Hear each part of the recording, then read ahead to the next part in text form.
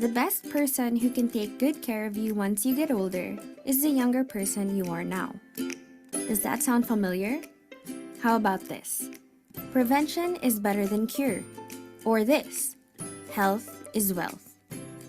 Indeed, everyone is aware of the importance of achieving a healthy lifestyle. But the real question is it still possible to live healthily in today's world of processed food, much pollution and radiation, plus a stress-filled, fast-paced environment? With I Am Worldwide, it is a big yes, with the power of barley. According to Dr. Yoshihide Hagiwara, a Japanese doctor, scientist, inventor, and pharmacologist, barley is the only vegetation on Earth that can supply nutritional support from birth to old age. With I Am Worldwide, it is a big yes. It is recognized by science with the power as the most nutritious of all plant foods, containing a broad spectrum of essential vitamins, minerals, amino acids, enzymes, chlorophyll, phytonutrients, and phytochemicals that our body requires for the proper functioning of organs and the immune system. There are 68 micronutrients found in barley leaves, 17 types of minerals, 16 types of vitamins, 17 types of enzymes, and 18 types of amino acids. In a nutshell, what is the power of barley? B is for bone health benefits. Barley is loaded with minerals, especially copper and phosphorus, that can promote bone health. Barley contains a greater amount of calcium compared to common milk. This makes barley a perfect ingredient to improve your bone and prevent related diseases like osteoporosis. A is for anti-cancer and colon cleansing substance. Since it is naturally rich in fiber, it can boost your intestinal health, hence protecting you from colon cancer. The fiber component of barley decreases your risk of colon cancer by increasing the bulk activity and decreasing the transit time of fecal matter, which makes your colon healthier. It's not only the barley grain which wards off cancer, but the grains are also beneficial because of their superoxide dismutase component. Superoxide dismutase, or SOD, is a type of enzyme that destroys harmful free radicals in the body. Based on a study conducted at the University of Iowa, there is a relationship between the levels of SOD and the occurrence of cancer. Diminished amounts of SOD were found in cancer cells. Researchers concluded that this relationship may help clinicians to formulate appropriate cancer treatments. R revitalizes immune system. The vitamin C component in barley is almost 2 times that than oranges. This particular vitamin especially fortifies your defense mechanisms and decreases the likelihood of colds and flu. Iron increases the blood volume and also helps prevent anemia as well as exhaustion. It helps with proper kidney functioning, including the growth and development of body cells.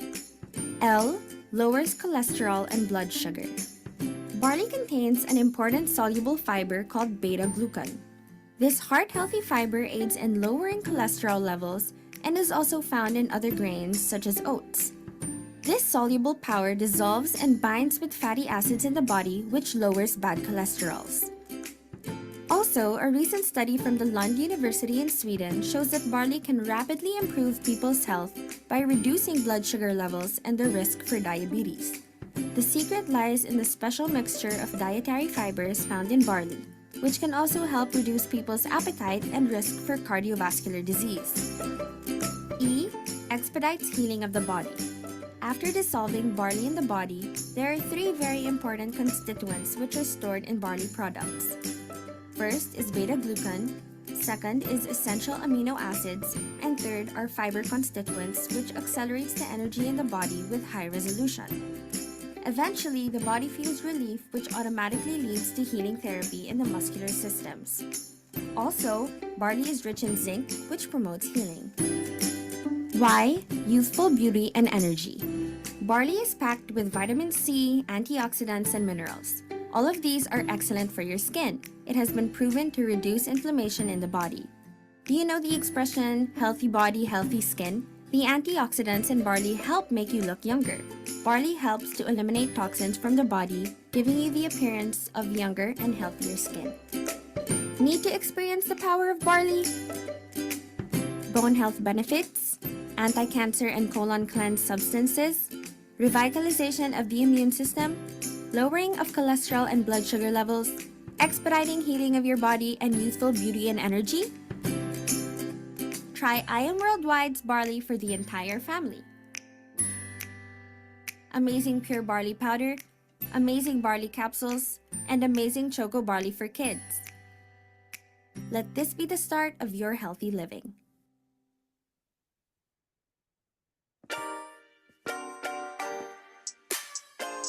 Don't you dare think you're not amazing.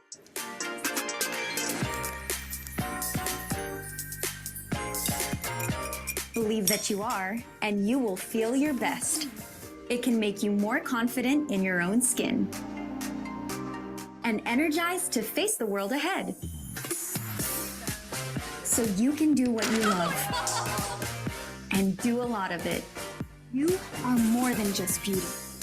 When we have a healthy mind and body, everything we do radiates amazingly. Bacopa Monieri for improved memory, collagen for glowing skin, and acai berry for cell protection. Bring out the amazing in you with I Am Acai Berry. I am Liza Soberano, an agent of hope, and I am worldwide. Amazing morning, everyone! Okay, what are your questions? Let's see. Hello po ulit. Is our barley okay for those with fatty liver and gallbladder po? Yes, it is okay. I specifically looked that up. Hello po, pwede po ba, ano yun? Sa bata at buntis ang ating acai berry? No, hindi. Hindi pwede sa bata ang ating acai berry because nga may goto cola. Ang goto cola po is very limited. It has a overdose. So, pwede siya for pregnant women as long as they don't exceed 3 sachets per day. Okay? Pwede po ba for diabetic and high blood? Yes, pwede. Because wala naman sugar ang ating acai berry products. Paano po pag mataas ang liver count, Ms. Maritoni? Take your barley. Okay? Your barley, 3 times a day, will help with your mataas na liver count. Okay, what else? Acai berry okay to those who have goiter. I wouldn't risk it, to be honest. Okay? Better take the barley than the acai berry. Yung mother ko po, diabetes, pwede ba niya inumin sabay ng acai? Yes, pwede. Walang sugar ang ating mga products. Ang sugar content ng products natin is all natural sugars. Okay? So, it does not cause diabetes. How many dose of barley po in acai berry sachet?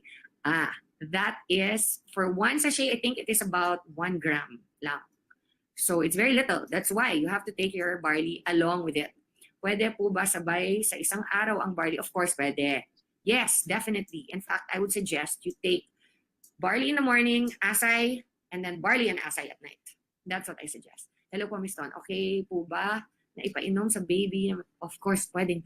Yan ang purpose ng ating barley. Okay lang po gumamit ng dating TB gumamit ang dating TB ng barley? Yes, definitely. Pwede. Ano pa? Kanan pa? Pwede po ba ang acai sa may ulcer or thyroid history? Hindi ako sure. Okay, that's the honest to goodness truth. Kung meron kang pre-existing condition, take barley na lang. What age po recommend ng acai berry? Of course, 18 and above. Okay, kung meron kang gustong bigyan ng acai berry below the age of 18, consult the parent. What illness po or disease ang bawal mag-take ng acai? Na-mention na kanina. I will look it up again and then I will post it for you. Okay, I will post it in the Maritoni Fernandez Barley site so that you can see it. Pwede po ba ang barley sa acidic, high blood, and arthritis? Yes, yes, and yes. But Miss Tony, acai berry helps my very good friend with thyroid po, hindi siya nakakaramdam ng pagod. Well, there must be something in our acai berry that helps that, but I would still suggest that you take the barley. Yes, barley is pwede for aneurysm. Okay. Hello po ulit po ang barley natin sa patient. Yes, pwede. Diba? That's already, we already talked about this before. Creatine, actually, the high creatine will be equalized by our barley. May client po ko try 3 boxes 2 times a day. Kaso nag-stop po siya dahil lalo po tumaas platelet ng dugo niya. Bakit? Ituloy niya. Dapat ituloy-tuloy niya para mag-regularize. yung platelet ng dugo niya, siguro nag-react lang siya because bagong start lang siya mag-take. After biopsy, of course, pwede. Yes, that's what I did also. Pag nag-take po ba ng maintenance, okay lang? Yes, pwede. Pwede mong isabay sa maintenance mo yan. Pwede po ba ang barley sa hemorrhoids? Yes, pwede po. Okay. Pwede po ba sa breastfeeding mom? Ang acai berry, only up to 3 sachets per day. Okay? Okay, what else? Normal lang po ba na di ka makatulog pag inom ng acai berry? Well, it boosts your energy. So, for me, I would not take your acai berry at night. I would take it with lunch and dinner kung medyo matagal ka pa bago matulog. Pero kung iinumin mo and then within 1 or 2 hours matutulog ka na, wag na lang. Mag-barley ka na lang para mahimbing pa yung tulog mo. Barley juice or capsules, barley, pareho lang po yan. Pero mas makakatipid ka dahil 3 grams natin in 1 sachet is equivalent to 6 capsules. Pwede po ba ang barley sa heart enlargement at barado pong ugat? Yes, pwede po. In fact, meron po tayong mga FDA studies from the US that it is really good for your heart. Okay? Ano pa po? Meron pa ba? Pwede po ba ang barley natin sa 8-month-old na may sakit sa puso? Yes, pwede po. I know doctors say no, but yes, pwede. I'm already saying that. Okay lang po ba sa hot water ang barley as long as it's not 100 degrees? Nakapapataba? No, hindi siya nakakapagpataba. Only unless there is already a pre-existing condition in your body that it needs to regulate. Basically, kung sobra kang payat, i-regulate niya, magiging ka ng weight. Pag overweight ka, maglulose ka. Kapag may acid reflux, ang acai berry, again, I would prefer that you take the barley.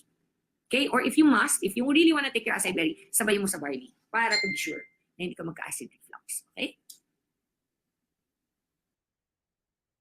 Ano yan? Message me po. Message you. Masaya ang powder. Ng alin? Pwede po ba ang acai berry sa hemorrhoids? No. Acai berry is for beauty and brains. Pwede po ba ang barley sa may battery sa puso? Yes, pwede. Okay. Ang barley kasi natin, you have to understand, is just like taking a mega dose of vegetables. Okay? But it contains all the micronutrients, the amino acids, everything that your body needs. Pwede po ba nagda-dialysis ang acai berry? I don't see why not. Since it's only for beauty and your brains. Okay. Bakit po wala sa nutritional facts yung 68 micronutrients? Good question, Mark. Okay. Once and for all, asa na ba yung box natin? I'm just going to get a box of the pure. It's outside, I think. Okay. Let me explain this. Kasi po, ang testing sa Philippines ng FDA is based on the 2,500 calorie intake per day. Okay? And since 1 sachet of our barley does not compute to 2,500 calories per day, it will not be reflected. It does not mean that it is not there. It just means that the system in which our country tests for approval of FDA and SGS, which is basically the alkalinity test, is kung may mga metal ba sa barley natin, all of that, that is the only reason it doesn't come out in our NutriFacts bar. Okay? Because dito po sa NutriFacts bar natin, ang lumalabas lang dito is based 1 over 2,500 calories. That is why. So, kung nakakonsume tayo ng barley worth 2,500 calories, then it would all appear. Unfortunately, that is the system in our country. It does not have anything to do with whether or not it actually has it. In fact, what we have done to circumvent that problem is have an insert inside that actually describes what is in our barley. Okay? I hope that answers your question. Response lang. Did that answer your question? Yes? Thumbs up yung mga nakaintindi ng sinabi ko. Okay? Ano pong naibibigay na benefit ng acai berry sa mga ADHD? Okay. As you well know, our acai berry is made up of 7 different products. And a lot of those have benefits to the brain. So an ADHD basically is a brain deficiency. Okay? So it's naturally, kung ano yung mga nabibigay to boost your brain development, all those things will help preventing ADHD. And it has calming effects also. Miss Tony, may pamangkin ko po, 6 months old, undergo sa chemo kasi tinanggalan ng mass sa belly po nyo. Pwede po ka sa kanya? Alin, ang barley? Yes, pwede. Yes, definitely pwede. Okay, next. Okay lang po ba ang barley sa may maintenance na gamot sa puso, lalo na po bawal sa kanyang mga green leafy vegetables? Salamat po. Okay, number 1, our barley is already frozen dry. It does not have any of the other thing. Wala na siya ng mga regular na nakikita mo sa gulay na mga, how do you describe it? Pure form na siya, bale. Concentrated and pure form na siya. So yung mga sinasabi nila na bawal na green leafy vegetables na pang-maintain ng puso, wala na po yan. Kasi meron pong FDA letter sa US that our barley is actually preventive of heart attacks. So this question actually doesn't make sense. You know, I'm going to look that up. I'll get back to you, Emily. Okay? I'm going to look that up for you because, okay. Anyway, Emily, please message me on my Facebook account na Maritoni Fernandez-Barley. Balikan kita doon.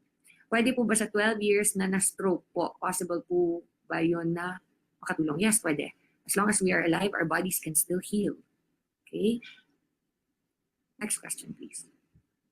Please repeat again yung consequence ng pag-inom ng barley sa blood thinning. Okay, I will read it again. Only if you're taking blood thinning medication. Okay?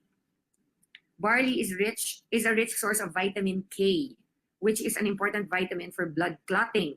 Therefore, it is important to discuss with your doctor if you are taking blood thinning medication. There.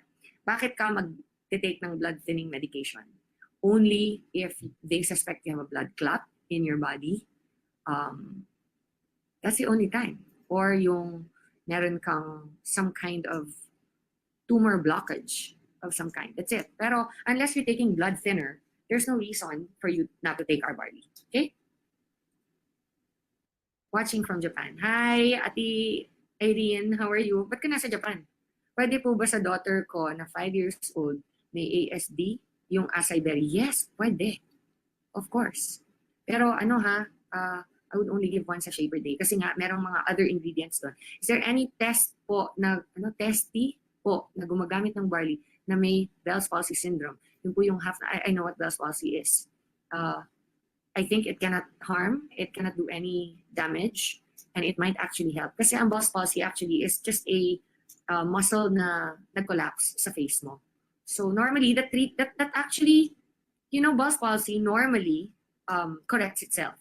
But in some cases, hindi na siya nag-normalize. Drink the barley. Miss Ton, pwede bang mag-normal na ang high blood pressure niya sa pag-inom ng barley? Itigil. Do not stop your maintenance. Isabay mo lang. And then, once makikita mo, may process naman yan, gaganin siya. Mag-mimic halfway, and then mas maano na yung barley. Mas madalas mo na inumin. Until your doctor will tell you kung saan niyang sasabihin na doesn't look like you need it anymore, your medication. So, just continue your barley. Okay? What else? Pure barley sa 16-year-old with multiple neck mass. Parang nahirapan mag-poops after mag-take ng pure barley. Baliktad po. Normally, mas nakaka-regular ang pagbanyo. So, ano pa po ba ang mga iniinom niya other than the barley? Look to other things because barley is very high in fiber. And one of the first effects that most, well, if not all people discover is it prevents constipation. Okay? Amazing evening, Mans Tony. I'm Ayap from Negros. Pwede ba ang acai berry sa senior citizen? Pwede po. Actually, it's good for them because it prevents Alzheimer's. Okay? Next. Wala na. Are we good? Pwede bang barley and acai berry sa meron melasma? I would stick to the barley. Take the acai berry once lang per day. There. And twice barley. Next. Pwede po ba ang barley pag may lung tumor ang isang tao? After my biopsy, pwede pa rin po ba uminom? Sabi nyo, bawal uminom ng mga supplements after biopsy. Ano po advice nyo sa mga lung tumor? Mag-under po ba siya ng biopsy or better to mag-barley po muna? Thank you. Okay. Number 1, Loyola. I am not a doctor. Number 2, I had cancer personally, but not lung tumor. Akin is breast cancer. So I suggest uminom siya ng barley. Yes, it will not in any way go against the doctor's yung sinasabi niya na advice dahil natural ang barley natin. So kung sinasabi niyang food supplements, baka ang ibig niya sabihin yung mga nakakapsule, yung mga vitamin C, mga ganyan. But this is totally natural and it's actually, our barley comes straight from the farm. It is dry processed, cold processed, no heat touches it. So it's as though the minute that you put our barley into water, it's as though kumain ka na ulit ng damo na galing sa farm mismo. So there you go, concentrated version. Ano po ang meaning ng percent Rennie value based? That is what I mean. That is the 2,500 calorie basis ng male adult na nakalagay sa nutritional facts. Yun yung sinasabi ko. Kaya yung Nutri-Facts natin dito, walang nakalabas na mga amino acids, benefits, everything, is because nga it's based on that, which is it is based on the 2,500 calorie count, male adult requirement for the Nutri-Counts. Okay? So that's why. Meron po ba sakit na hindi pwedeng i-recommend so we can avoid it? Anything that has to do with taking blood thinners. That's it. Next. Anything else? Pwede ba inumin ng may thyroid and fatty liver ang acai berry? You know, like I said, thyroid and fatty liver, the barley can handle. The acai berry, I would stick to just 1 sachet per day, which is more than enough. Kasi I really don't know what the side effects of, hindi ko alam kung ano yung mga contraindications ng thyroid and fatty livers with the 7 different brain boosting and skin enhancing properties ng acai berry natin. Although I really don't see why they should have any kind of conflict at all, because it does not affect, it doesn't have anything to do with your thyroid or fatty liver. But with regard to fatty liver and thyroid, barley is definitely the way to go. Okay. No more? Pwede po ba ang acai sa may seizure disorder? Ooh. Google natin yan. And then balikan kita. Okay. Yes. Thank you so much, Mentor Miss Meton. Dami po learning. Thank you din sa inyong lahat. And I'm pregnant po. Ito, meron pang isa. I'm pregnant po. And may mga vitamins din po na sinabi. Hala, hindi ko na makita. Ano yan? Wait. Ayun. Sinabi na dapat ko inumin. But still, nainom din po ako ng barley. As ano po best time inumin? Ang best time na uminom ng barley natin is first thing in the morning before breakfast and first thing before sleeping at night. Pwede po ba uminom ng tisang spotting? Yes, pwede. Actually, one of the highest rates of successful testimonies with regard to our barley is pagbubuntis. Okay, so good luck sa'yo, Piga, Janice. Okay. Eto, Janilyn Fernandez Mirar. Good evening po. I was diagnosed with breast cancer, 3C ER PR positive, done chemo and radiation just this month. My right breast was diagnosed with invasive carcinoma grade 2. I want to try barley. How often can I drink barley powder in a day? I also have hypertension. Hi, Janilyn. I had pretty much the same thing that you have. Mine was stage 2B, ER PR positive also. And it was also on my right breast. Mine was ductal carcinoma. So, of course, please try the barley. It will help you a lot, especially if you're going to be going through chemo. How many? I would start with 2 to 3 sachets per day and increase to as many as you can possibly take per day. Slow increase, okay? Yeah, hypertension is not a problem. You can take the barley along with it. Okay? I think that's it, guys. Meron pa ba? I'll take 2 more questions and then I'm going to say goodnight. My friend has diabetes but the doctor told him na wag inumin kasi may sugar ang barley. Wala pong sugar ang barley. Meron natural sugar. It's like pag kumain ka ng apple, di ba? Matamis ang apple. Meron bang sugar ang apple? Ganun lang po yun. Okay? So, that's not. Our barley contains 0 sugar. Okay? Miss Maritoni, ang nakalagay po sa box ng acai, it's not recommended. Yes, all our products have to have that because it is a requirement of FDA. And if I don't put that, we could get into trouble. It's as simple as that. Okay? That's it. Is that it, guys? Thank you and God bless you all. And for any more questions, please just log on to FB and put your questions under Maritoni Fernandez-Barley. Okay, and I'll get to them slowly but surely. God bless you all. And first time ko to, pero I hope marami kayong natutunan. I hope nakatulong to. And if you enjoyed it and if you think you learned something, if you have invites, maybe we can do this again in a month. Okay? God bless you all.